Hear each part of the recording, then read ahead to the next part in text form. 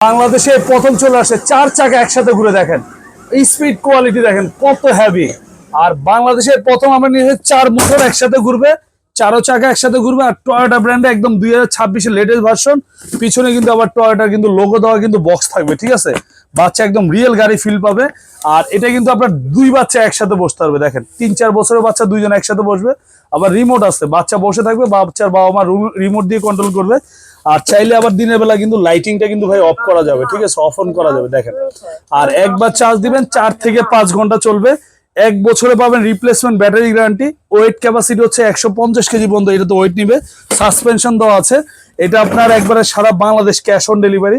আমরা এক টাকা অ্যাডভান্স নিচ্ছি না, গাড়ি বাড়িতে যাওয়ার পরে টাকা দিবেন। সেম গাড়ি সেম মডেল দেখার পরে কথার কাজে মিল পাওয়ার পরে টাকা দিবেন।